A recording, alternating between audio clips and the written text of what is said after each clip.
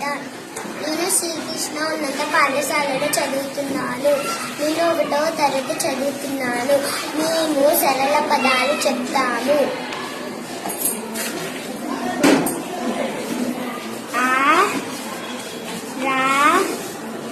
అరక.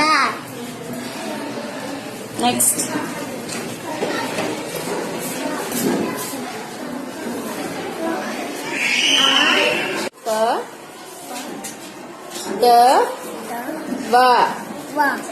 పడవ.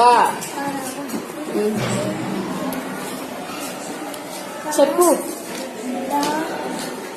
కడక.